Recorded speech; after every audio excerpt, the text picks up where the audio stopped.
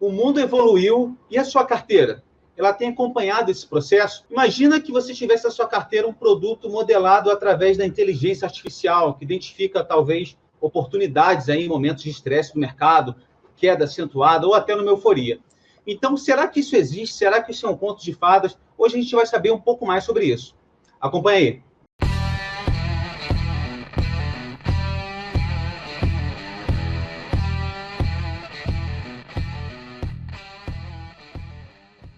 Fala pessoal, bem-vindo ao canal da Carteira Z, é um prazer ter você aqui conosco. Hoje nós temos aqui o nosso querido Rodrigo Terni, da Giant Step, e também Jonas, da equipe da Carteira Z, o mestre de estudos quantitativos, para falar um pouco sobre os fundos quantitativos e a estratégia aí que tem dado o que falar no mercado. Antes de passar aqui para falar para vocês se faz sentido, sobre descorrelação, um pouco sobre a gestora, vai ser muito interessante esse bate-papo aqui. Queria pedir para você curtir e compartilhar esse vídeo, porque vai ter muita informação de qualidade.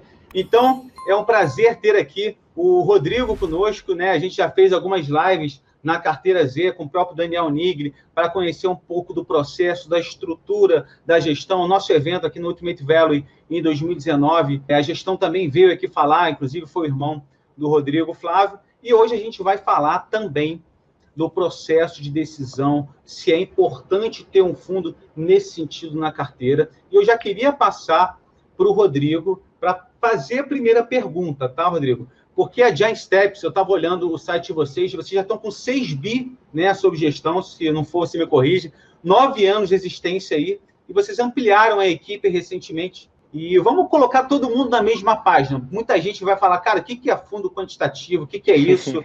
Algoritmo, inteligência artificial. Cara, o que é isso? Então, eu acho interessante, na primeira pergunta, você falar um pouco sobre a própria Giant, um pouco da equipe também, e também o que a gente estava falando aqui antes de entrar, né, um pouco do que a pessoa tem que ter para entrar, né? Porque tem uma equipe grande aí. O que a galera tem aí? Boa noite, Rodrigo. Boa noite, boa noite. É um super prazer estar aqui com vocês. Eu espero que eu consiga contribuir aqui para esse assunto. Eu acho um assunto super bacana.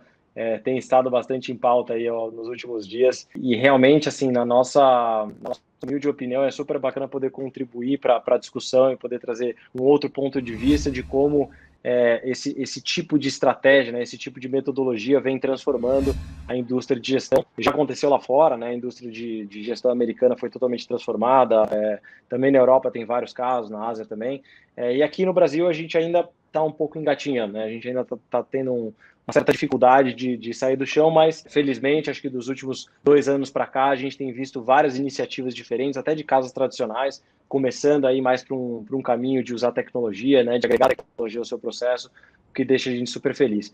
Então, só para falar rapidamente sobre a Giant, como o Rafael falou, eu sou um dos sócios fundadores da empresa. A gente fundou a empresa em 4 sócios. Eu vim direto da faculdade, eu criei uma empresa de software na faculdade, sempre fui muito apaixonado pelo mercado de tecnologia. Por acaso, a minha empresa trabalhava no mercado financeiro, né? A gente atendia algumas gestoras do mercado financeiro, desenvolvendo estratégias, realmente, desenvolvendo softwares voltados para esse tipo de trabalho. E os meus outros 3 sócios vieram numa carreira mais tradicional, né? Vieram de uma carreira de banco, né? O Jorge começou ali no começo da década de 90, o Cris mais ali para 96, 97, se não me engano, ele entrou no mercado. Então tem aí essa bagagem de 20, 30 anos de experiência, né? E eles percebiam realmente essa ausência no Brasil de uma gestora que conseguisse combinar a tecnologia com o processo de gestão. Era sempre muito baseado naquela gestão pelo feeling, pela experiência, e mais intuição. Não tem nada de errado, mas a gente, vendo assim a evolução do mercado, a gente percebe que realmente o uso de tecnologia ficou crucial. Então, para já começar desmistificando esse assunto, quando a gente fala o que é gestão quantitativa, essencialmente é a gente aplicar uma metodologia científica, aplicar tecnologia a um processo que, na nossa visão, já ficou um pouco arcaico, né? Aquele processo onde o gestor toma uma decisão baseada no que ele vivenciou, a gente acha que é pouco robusto e pouco escalável nos dias de hoje. A verdade é que, assim, a gente até faz essa analogia em vários lugares, mas quando você pensa no mercado de gestão, é quase como se você estivesse pensando no mercado de extração de ouro, né? Lá no passado, 500 anos atrás, você extraía ouro na mão, né? Você ia lá no riacho, pegava uma peneira e achava uma pepita de ouro. Se você vai ver hoje o processo, ele é extremamente complexo, né? Você tem um maquinário muito grande, você tem um processo químico, um processo para identificar onde você poderia ter uma possibilidade de encontrar ouro, e o mercado de gestão é parecido.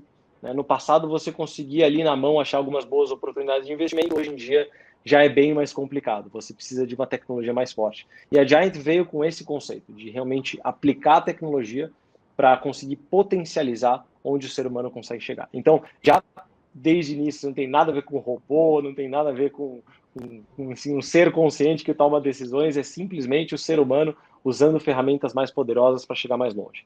E em termos de como você falou exatamente, a Giant está com 6 bi, a gente tem um time de 45 pessoas trabalhando, então é muita gente mesmo trabalhando nesse projeto. Só para vocês terem uma ideia, a maior gestora do Brasil, acho que tem 55 bi, eles têm 70 pessoas trabalhando. Então, assim, dá para ter uma dimensão aí do quanto a gente investe.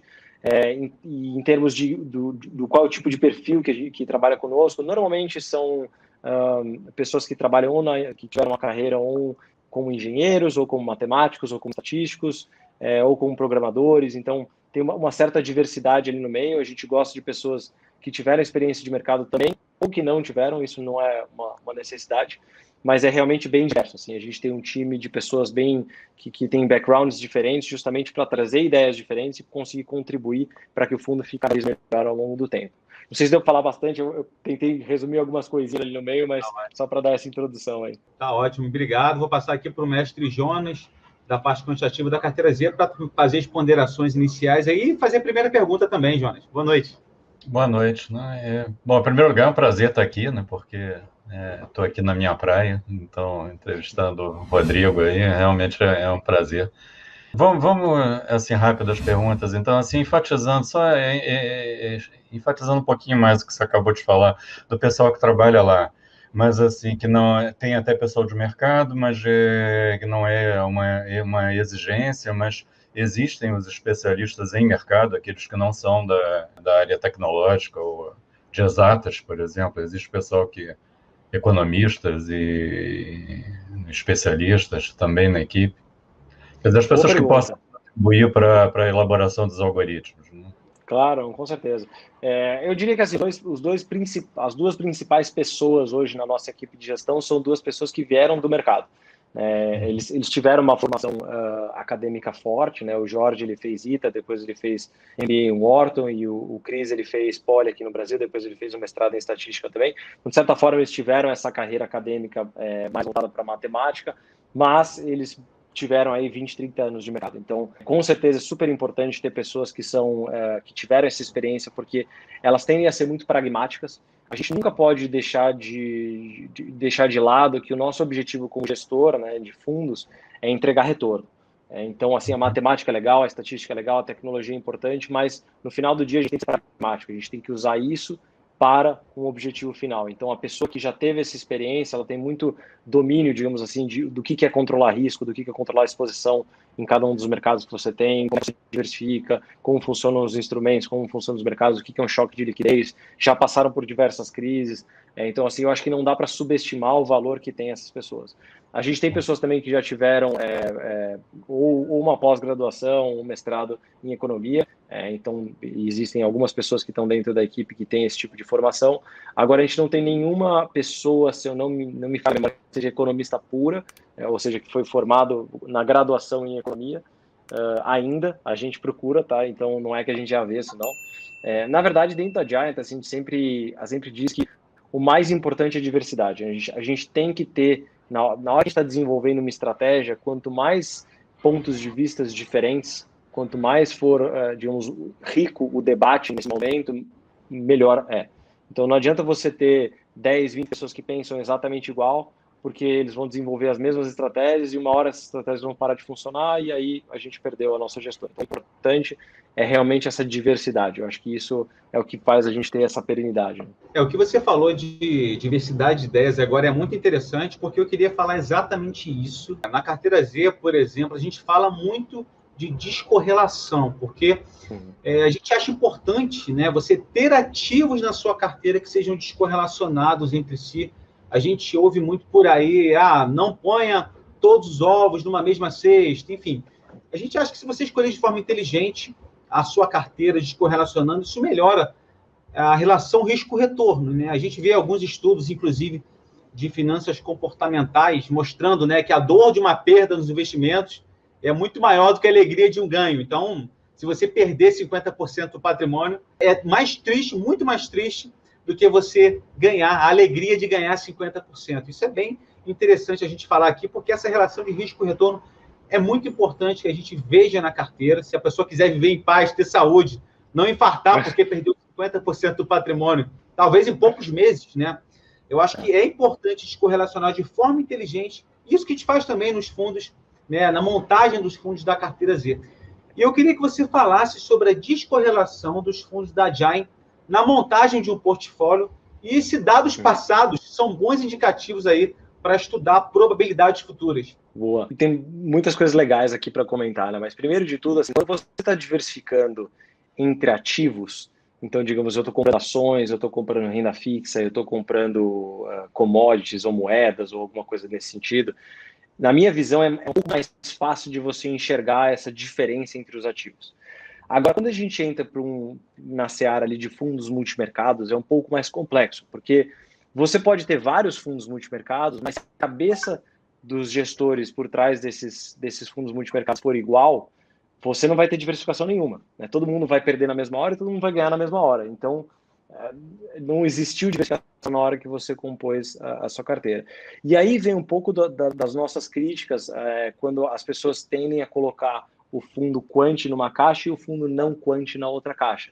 Porque isso acaba sendo um certo desserviço, né? Porque as pessoas estão utilizando o quantitativo como o rótulo para separar entre caixas, quando na verdade o quantitativo nada mais é do que uma ferramenta. É o que a gente vai falar aqui sobre tecnologia, né? A gente usa a tecnologia como uma ferramenta para desenvolver as nossas estratégias de investimentos para tentar chegar em estratégias diferentes e melhores do que outros fundos competidores, né? No final, a gente está numa competição entre vários fundos. Então, o certo, quando você vai analisar a diferença entre fundos, seria você analisar efetivamente a correlação entre eles, né? Como é que eles se comportam em determinados tipos de cenários e ver se a cabeça por trás de cada uma das gestoras é diferente, porque aí você sabe que a estratégia vai ser diferente e você vai trazer uma descorrelação para o seu portfólio. Tanto que, quando a gente analisa o portfólio da Giant, né, a gente tem duas famílias de fundos, para quem conhece a Giant sabe disso, e essas duas famílias de fundos são totalmente descorrelacionadas entre si, são estratégias totalmente diferentes. Então, se você pega e fala, é um quantitativo, põe todo mundo na mesma caixa, você acaba não fazendo uma boa separação, porque as nossas duas estratégias que são diferentes entre si vão ser colocadas na mesma caixa, e aí a pessoa pode alocar um percentual de risco achando que está diferenciando e, na verdade, não está tanto. Então, esse é um ponto super importante. A gente sugeriria fazer essa divisão pela correlação em si. E o legal é a forma como a gente encontra as estratégias de investimento, que é baseada nessa busca por informações diferentes, né? E aí a gente tem que falar um pouquinho de dados, né? Quando a gente fala de dados essencialmente são informações, mas quando você volta ali 20, 30, 40 anos atrás, as informações utilizadas para tomar decisão basicamente eram indicadores econômicos, preços de mercado, jornal, esse tipo de coisa, notícia e tal. Mas hoje em dia, com a tecnologia, você consegue acessar informações muito diversas, né? Você consegue ter uma métrica de onde cada usuário está entrando num site de e-commerce, vendo o que ele está comprando, ver quanto ele está comprando, ver quanto tempo ele fica lá. Você consegue, por dados de geolocalização, identificar onde ele está no shopping, quanto ele fica numa loja.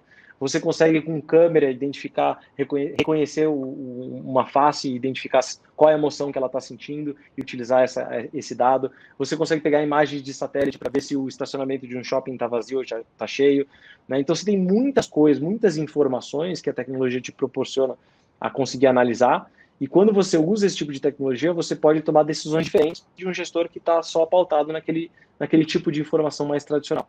Então, grande parte digamos, da descorrelação que tem entre os nossos fundos e outros fundos é porque a gente está olhando informações diferentes e tomando decisões com base nesse mundo de informações que às vezes pode ser diferente de um gestor mais tradicional. Então, por isso que a gente sugere, né, quando você for analisar os nossos fundos, não só, obviamente, pelo retorno, que é o ponto mais importante, mas também analisar essa descorrelação que acaba vindo da forma como a gente junta as peças aí desse quebra-cabeça do mercado. Antes de passar para o Jonas aqui, eu só queria falar como você acabou falando dos fundos da casa, o Zaratustra, né? Se eu não me engano, vai reabrir agora, vai captar 1º de março, é isso? Tá, então, exatamente. Só fala para a gente a questão da... uma parte da carteira trabalha com a irracionalidade do mercado e a outra parte trabalha na racionalidade. Para resumir aqui, na verdade, eu vou deixar você falar, mas enfim, em março, a Bolsa caiu 30%, por exemplo, e para comprovar essa descorrelação do Zaratustra, ele subiu mais de 2%. Então, eu queria que você explicasse a dinâmica dos fundos nesse íntere de racionalidade e irracionalidade. Perfeito, até pegando esse gancho aí, o Jonas, a gente estava discutindo as perguntas, ele tinha pedido para eu explicar o Zaratustra como eu explicaria para minha avó, né? Minha avó está com 90 anos agora, então eu vou dar esse desafio aí, mas basicamente... Caio, bota a vozinha aí na edição, aí olhando aqui, manda bala. Então, basicamente, assim, o Zara, eu gosto de pensar nele como um grande radar, né? Ele, com a tecnologia que ele tem, a gente consegue se ligar aos diferentes tipos de mercado ao redor do mundo inteiro, e ele fica procurando esses momentos onde o ser humano fica irracional, que nem você mencionou agora. Então, um momento onde ele está muito eufórico, então ele está comprando porque todo mundo está comprando, ele não sabe exatamente por quê, mas todo mundo não quer ficar de fora, não quer perder dinheiro, a gente vê isso em vários mercados, então acaba ficando com o mercado muito eufórico e os preços sobem muito rápido, ou o contrário, como você acabou de mencionar no caso do Corona, quando todo mundo entra em pânico, e aí todo mundo sai vendendo e não sabe nem exatamente por que está vendendo, mas está todo mundo desesperado para essas posições. Então esses são os momentos onde o Zaratustra procura atuar, né? Quando existe esse tipo de irracionalidade e ganhar dinheiro nesses momentos. Eu até brinco, né? Que eu falo que o fundo Zaratustra é um dos melhores fundos do Brasil e um dos mais chatos também que existe, porque ele acaba perdendo dinheiro mais tempo do que ganhando, né? E quando ele ganha muito, compensa os momentos, mas ele fica muito tempo de lado. Então todo mundo que for investir tem que ter um pouco dessa paciência, digamos assim. E aí, do outro lado da moeda, a gente tem justamente o que você acabou de mencionar, que é o Sigma, né? Que, na verdade, o Sigma, ele explora o fundamento, ele está explorando uma relação de risco-retorno dos ativos, com o grande benefício de que, com a tecnologia, né, eu não tenho a limitação que um analista humano tem de analisar no máximo 10, 20, 30, 50 ativos, né? Acho que ninguém diria que consegue analisar a fundo mais do que 50 ativos. Como a gente tem tecnologia, a gente consegue analisar literalmente milhares de ativos. Então eu posso explorar o fundamento de milhares de ativos e montar uma carteira extremamente equilibrada, né, muito diversificada e global, de tal forma a surfar os bons momentos. Então, naturalmente, quando você tem um período como o Corona, é um período onde a gente espera, né, se o Zara conseguir acertar esse momento, não é sempre que acerta, ele também não é Deus, né, ele vai errar como qualquer outro gestor, mas se ele acertar, ele tende a ganhar dinheiro, como aconteceu no Corona. O Sigma a gente espera que perca dinheiro, né, porque é um momento que vai ser crise, né, as pessoas vão tirar dinheiro dos ativos de risco, então naturalmente ele tende a perder um pouco. A grande ideia do Sigma é, com a tecnologia também, ser muito rápido. Na hora que você consegue enxergar que essa crise está acontecendo, reduzir as posições rapidamente, ter uma perda limitada, e quando o mercado volta ao normal, começa a ganhar de novo, que foi exatamente o que aconteceu com o Sigma. Até como coisa, não querendo me estender muito aqui, mas se você for analisar o Zara e o Sigma no ano passado, foi assim, fantástico para meio que demonstrar isso que eu estou falando. E no final do ano, eles fecharam praticamente o mesmo retorno. O Sigma acho que foi 9,5 e o Zara foi 9,30. Assim, eles chegaram no mesmo lugar, mas por caminhos muito diferentes. Então isso já mostra bastante da descorrelação dos dois ativos. Legal. Acho que a minha mãe ia entender. Que bom. Então tá, deixa eu continuar aqui. Um fundo quant, né, assim, ele no final do dia, né, ele é baseado num conjunto de regras, né? Se acontecer alguma coisa, o algoritmo compra, se acontecer alguma coisa, o algoritmo vende. Essas regras vêm a partir dos especialistas, né, ou elas são mineradas pelos próprios algoritmos? Né, a primeira pergunta. E a segunda pergunta me ocorreu agora, assim, enquanto você estava falando, nessa busca por irracionalidade ao longo do mundo inteiro que o Zara faz, ele teve alguma participação lá nesse episódio da GME? Boa pergunta. Então, especificamente nesse caso da GME, a gente teve indiretamente, né? Não foi especificamente na ação, porque a gente não estava operando esse tipo de ação, mas a gente opera o índice americano. Então, naturalmente, a gente participa um pouco desse vai e volta do índice americano como um todo, mas não especificamente da ação americana. Hoje a gente opera mais ações Brasil, dentro dos nossos fundos. A gente já começou operações americanas, começamos a operar ações na Europa e na Ásia, mas ainda num escopo mais limitado. Então a gente está nas ações mais líquidas. Tudo bem que a GameStop foi a mais líquida do mundo nesse período, mas não historicamente, né? Então a gente acaba selecionando um grupo menor de ações e ela não fazia parte nesse momento. E aí o segundo ponto, essencialmente a gente tem as duas coisas, tá? A segunda é um pouco mais difícil de explicar mesmo, e aí a gente gera um pouco de confusão como que o próprio computador consegue achar essas relações.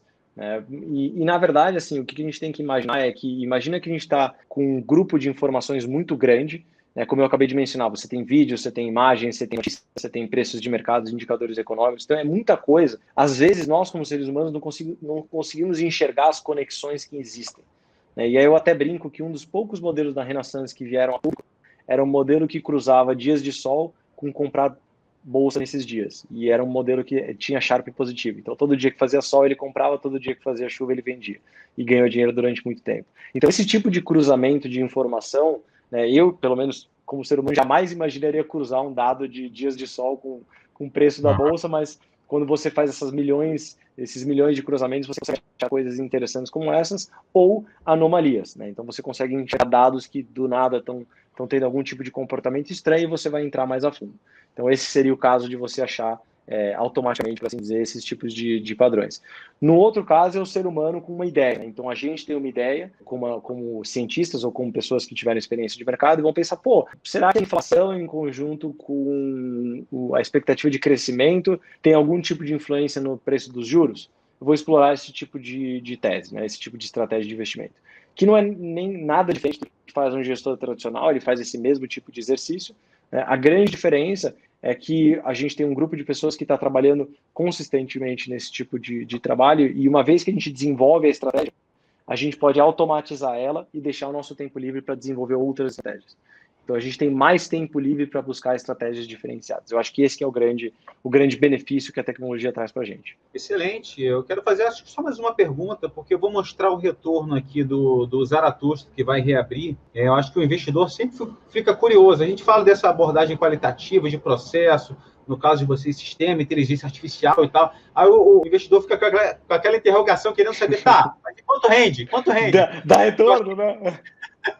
Dá retorno, falou que fica de lado, irracionalidade, um monte de coisa que eu não entendi. Só minha avó de 97 anos que entendeu. Mas, enfim, vamos colocar aqui só para a pessoa entender, desde o período ótimo, né? Acho que o pessoal já consegue ver, desde 2012, né? Já é um período bem considerável, tá? A gente consegue perceber, né? A gente falou muito de descorrelação com o Ibov, e a gente vê o retorno desde essa época aqui de 2012. O Ibovespa rendeu 80%, o CDI 110% e o Zara 278%. E se a gente pegar talvez uma data personalizada, botar desde 2014 e aplicar aqui até 2021, que a gente pega aí 7 anos, a gente consegue ver aqui também bastante oscilação do Ibov. E aqui a gente consegue ver também o retorno de 194 aqui, né, 194% a 136 do Ibov, a 82 do CDI, né? E como eu repito aqui, eu falei nesse mês de março de 2020, né, muito latente, muita gente inclusive entrou na bolsa nesse período sem saber de descorrelação, proteção, saiu comprando em 2020, né, aumentou muito a gama de investidores.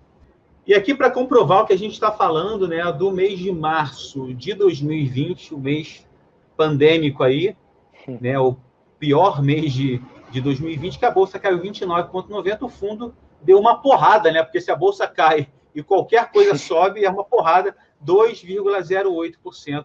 E o risco da Bolsa chegou nesse mês aqui a 121%, e o fundo de 10%. Impressionante essa diferença.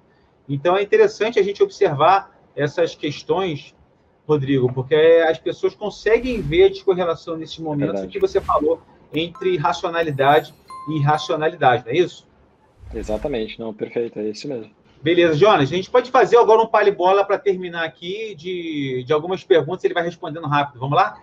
Ok, vamos fazer uma espécie de um ping-pong aqui. Então, de coisas que eu ainda tinha curiosidade de perguntar e de saber, então vamos lá. Quantos ativos vocês têm no portfólio? Como é que vocês ou os algoritmos os escolhem, né? Você já falou, por exemplo, que o GME não estava no portfólio, né? Por que não? E como vocês determinam o peso de cada ativo no portfólio? São literalmente milhares de ativos, se a gente somar tudo, porque a gente opera agora, né? A gente está operando muitas ações ao redor do mundo inteiro e são muitos futuros também. Então, eu até brinco que a quantidade de páginas da nossa carteira, eu acho que são 20 páginas hoje, bastante coisa. E aí a seleção é toda desenvolvida enquanto a gente desenvolve a estratégia, né? A estratégia que seleciona, dá o peso, toda a estratégia já tem entrada, saída, tudo definido. Legal. O sistema se aperfeiçoou com a crise de 2020, a gente mostrou agora, mas ele teve algum tipo de aperfeiçoamento, aprendeu alguma nova regra? Você pode explicar um pouco dessas regras? O sistema ficou melhor depois da crise de 2020? Eu acho assim, sempre a gente está melhorando. Depois de 2020, a gente teve algumas estratégias novas que entraram no portfólio que ajudaram a diversificar ainda mais. Mas eu diria que, assim, dos últimos anos, o maior aprendizado nosso veio do Joesley. Acho que pós-Joesley, a gente teve um salto de desenvolvimento gigante na carteira. A gente era só Brasil, a gente foi para o mundo inteiro, a gente desenvolveu um modelo de hedge, que é uma proteção via opções. Então, assim, teve um salto muito grande, greves mineiros também. Agora o Corona, por acaso, a carteira foi super bem, então acaba que nesses momentos que a carteira vai bem, a gente aprende menos, talvez, do que quando dá problema. Quando dá problema, você aprende um monte. Ok. Ordem de grandeza, né? Quantas operações sistemas fazem por dia? Vocês operam em high frequency, não? Então, acho que hoje em dia a gente chega em umas 40 mil ordens por dia, bastante coisa, mas a gente não está em alta frequência, nem próximo disso. Tá? A velocidade de operação é muito rápida, mas a gente não tem nenhum modelo que opera ali no milissegundo. Quais são os custos desses 40 mil operações por dia? Digo assim, em termos de percentagem do rendimento, é um custo significativo? Sim, sim. Na verdade, assim, toda vez que você vai para uma estratégia que é intradiária, né, que você vai operar ali bastante, digamos assim, no dia a dia, custo sempre vai ser um ponto relevante a ter cuidado. E é por isso que a gente tem uma área que é só dedicada à execução. Então, eles estão o tempo inteiro tentando mitigar custos, desenvolver estratégias só de execução mais avançadas, né? Então, a ideia é que toda vez que a gente entre, que a gente saia do mercado, a gente tenha o mínimo de impacto sobre ele. E aí a gente tem ali, são 5 pessoas hoje trabalhando só nesse problema, só para resolver esse tipo de problema. Mas assim, eu podia dizer que um fundo que opera 40 mil vezes por dia, ele tem desvantagens sobre um fundo tradicional de ações, que muitas vezes não opera? Eu diria que assim, a gente, o 70% mais ou menos da nossa estratégia dentro do Zaratustra é mais de longo prazo. Aí a gente está falando de meses, semanas ou meses, não tão longo prazo assim, né? E aí a gente tem 30% das estratégias que operam mais ou menos esse volume. Então eu diria que complementa o portfólio, né? Porque você tem as estratégias que são mais longas, que estão indo atrás de um tipo de alfa diferente, e as mais curtinhas, tentando achar alguma ineficiência mais pontual. Eu acho que quando a gente fala de tecnologia, de fundos que operam nesse sentido, hoje as criptomoedas estão muito em voga. Eu queria saber se vocês operam algum tipo de criptomoeda. A gente não opera nos fundos tradicionais, nada, mas eu não vou falar mais nada a partir daqui. Então, a gente para por aqui. Mas não temos nada nos fundos tradicionais, mas é só isso que eu posso falar. Entendeu? Ok. Qual é o risco? Qual é o risco esperado para os fundos? E como vocês medem esses riscos? A gente gosta muito de medidas que procuram entender choques. Isso, para a gente, é o tipo de medida de risco. O stress seria um caso, né? Mas a gente tem outras medidas que a gente desenvolveu proprietárias, mas que a gente tenta entender assim, como que o portfólio performaria na descontinuidade de preço e como que a gente se protege disso. Isso, para a gente, é o mais importante. E aí a gente tem controle de alavancagem, controle de exposição positivo, controle de volatilidade, né? Tem todo o pacote mais tradicional, mas à medida que a gente realmente se debruça e olha com bastante carinho, esses tipos de choques, né? Choque de liquidez, descontinuidade de preço, isso é mais importante para a gente. Ô, Rodrigo, como é que você se vê, cara, com 50, você é jovem, né? Com 50, 60, 70 anos, ou seja, onde que a JAI vai estar, né, em 2030, 2040, 2050, enfim, como é que você vê o futuro da JAI e do mercado quantitativo em geral, né? E tecnologia mesmo, no Brasil? Bom, eu tenho uma visão bem que acho que algumas pessoas consideram radical, mas eu não acredito mais que o ser humano sem tecnologia consegue competir nesse mercado. Então, na minha visão, daqui a 20, 30, 40 anos, não existe mais um gestor tradicional da forma como a gente conhece ele hoje. Todos os gestores, de alguma forma, vão estar integrados com várias tecnologias para conseguir ter algum tipo de retorno positivo no mercado. Então, o que a gente mais espera, né, a gente é super ambicioso, a gente quer ser uma das maiores assets do Brasil, então a gente tem um trabalho muito grande pela frente, mas eu acho que o principal é a gente tentar manter a mesma qualidade, a mesma eficiência de retorno que a gente tem hoje, que vai ser exponencialmente mais difícil. Conforme o tempo vai passando, as assets vão ser mais competitivas, o tipo de tecnologia que você vai ter que usar vai ser mais aprofundado, né? Você vai ter que ter mais pessoas que conhecem mais tecnologias diferentes. Então, não vai ser fácil competir nesse próximo mercado. E é isso que eu espero que a gente consiga continuar fazendo nos próximos anos. Rodrigo, eu li um artigo esses dias do Davi Fontinelli, da XP, né, um especialista de fundos da XP, e ele falou a respeito, ele estava falando a respeito dos áreas, né, que usam a mesma estratégia. Então, ele dizia que a presença de uma estratégia de proteções, eu anotei aqui, hedge, tem ajudado o fundo a navegar por ambientes de mercados deteriorados. Você podia falar um pouco dessa estratégia de hedge? Claro, essa é justamente aquela estratégia que eu estava mencionando pós-Joesley, né? Depois do Joesley, quando a gente teve aquele choque de preço muito grande, especialmente aqui no Brasil, especialmente não só no Brasil, não. E o que fez a gente perceber que a gente precisava desenvolver um modelo que fosse capaz de proteger esse tipo de choque, mesmo sem liquidez, porque aquele dia a gente não tinha liquidez.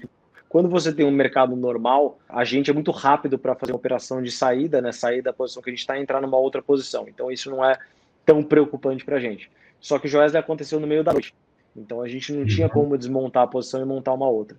E por isso que a gente desenvolveu esse modelo, que é um modelo de opções, que ele está comprado em volatilidade, né? Então, se a volatilidade do mercado explode, como no caso do Corona, como no caso do Joesley ou da greve dos caminhoneiros, é um modelo que ganha bastante dinheiro. Então, ele é um modelo chato, porque ele fica muito tempo perdendo dinheiro, né? As coisas estão normais, mas quando você tem aquela crise, você dorme bem à noite, porque você sabe que ele está ali protegendo o portfólio. Né? Hardware, né? Porque você falou 40 mil operações por dia. Como é que é o sistema de contingência de falhas na internet, defeito de hardware, enfim. Perfeito. Isso é uma preocupação bem grande nossa. Assim, todos os nossos sistemas de execução, eles são em colocation, né? Que significa que eles estão diretamente no prédio onde as bolsas operam. Então, o nosso servidor está do lado das bolsas, dos servidores que operam a Bovespa, nos Estados Unidos a mesma coisa, em outros países a mesma coisa. De tal forma que a gente não possa ser hackeado, né? Então, esse servidor não pode ser acessado por fora, só internamente. Existem várias proteções nessa linha, né? Para tentar evitar qualquer tipo de problema. E em termos de contingência, a gente tem alguns sistemas de execução. Então, se o sistema falha, a gente liga o segundo, se o segundo sistema falha, a gente liga o terceiro e por aí vai. É engraçado que, assim, depois de 10 anos de operação, todo tipo de problema que você pode imaginar já aconteceu com a gente. Inclusive, um dia que a gente tinha 3 links segregados de internet, isso a gente ainda não tinha o servidor na bolsa, né, que em teoria eram links segregados, 3 links caíram ao mesmo tempo. Então a gente falou, a gente precisa de um 4º link, não é possível, é só no Brasil isso pode acontecer. Mas é interessante, isso o tempo vai mostrando, né, como você vai ficando mais resiliente conforme essas falhas vão acontecendo. Ok, e uma última pergunta para terminar, que é uma pergunta que eu vivo lá com os estudantes na UFRJ, né? E assim, eles são muito interessados nessa área, e então, o que um garoto vindo dessa, ou uma garota, né, vindo dessa área de exatas, né, o que ajuda no processo de seleção da Giant? O que eles deveriam focar, o que eles deveriam saber? Vamos lá, eu acho que tem algumas formas de responder aqui, mas assim, primeiro de tudo a gente não está buscando uma pessoa que tenha um conhecimento específico, né? A gente está buscando um perfil de pessoa, normalmente é o que a gente chama de problem solver, né? Que é aquele resolvedor de problemas. E nesse sentido a gente quer ver a capacidade que a pessoa tem de resolver quebra-cabeças complexos e a vontade que ela tem de fazer isso, porque isso é o que interessa para a gente. Tanto que no nosso site a gente tem uma área de puzzles que a gente chama, né, de quebra-cabeças, que a gente usa como se fosse um filtro de currículo. Né? Então, as pessoas que vão resolvendo, a gente vai conhecendo, vai entrando em contato e, eventualmente, pode entrar dentro da Giant. Que a gente acha que é um dos tipos de perfis mais importantes para a gente. Mas, em termos de conhecimento gerais, o que seria legal se a pessoa soubesse? Na área de gestão, mais a parte matemática, a parte estatística é super importante para a gente. Né? Uma pessoa que tem um domínio grande de matemática, a gente usa bastante. Um domínio grande de estatística é importante também. De ciência de dados, se, enfim, já tiver um pouco mais na área de computação, é legal. Né? Entender um pouco mais de banco de dados, como garimpar dados, como tratar, como, enfim, organizar e encontrar coisas diferentes dentro desses dados é legal. E mais para a área de desenvolvimento, eu diria que assim, é muito legal se você tiver um contato já com machine learning, entender mais ou menos o framework. Né? Python acaba sendo uma linguagem importante para a gente, então seria legal ter um mínimo conhecimento, não que você precise, porque se você é engenheiro da computação, você acaba conseguindo aprender qualquer linguagem, mas Python é uma linguagem que a gente usa bastante, então eu acho bacana. E conhecimento de banco de dados eu acho super importante também. Então, assim, ter minimamente um contato, entender mais ou menos quais são os tipos diferentes, quais são as características, vantagens e desvantagens, eu acho que são pontos legais. Muito bom, acho que deu para entender muita coisa. Fizemos aqui várias perguntas ao pessoal, o telespectador, vai entender mais como funciona um fundo nesse sentido, como é que ele pode correlacionar na carteira. Eu acho que a gestão está disponível também para responder perguntas eventuais. A Carteira Z também, tem nossos contatos aqui embaixo. Foi um grande prazer. Eu fiquei realmente surpreso, já tinha ouvido isso, mas quando a gente pensa aí, como você falou, daqui a 20, 30 anos, que esse método de hoje em dia, da cabeça dos gestores tradicional, que vai mudar drasticamente, talvez, isso é uma ponderação que dá para ficar aí conversando a madrugada toda com uma Heineken.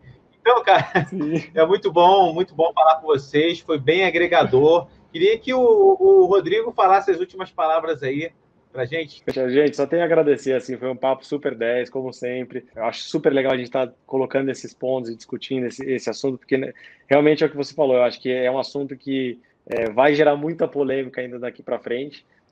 Vai ter muita gente que é totalmente contra, muita gente que é totalmente a favor, mas acho que a discussão é super saudável e com certeza o caminho vai ser ali alguma coisa ali no meio, né? Então acho que isso é que é bacana, poder ouvir os pontos de todo mundo e tentar chegar no que é melhor para cada um como investidor. Então só tenho a agradecer pelo convite e, como você falou, super à disposição para responder perguntas, o que vocês precisarem. Obrigado pelo prazer, Jonas. Obrigado também. Obrigado. Bom, até mais, gente. Um abraço. Valeu. Até mais.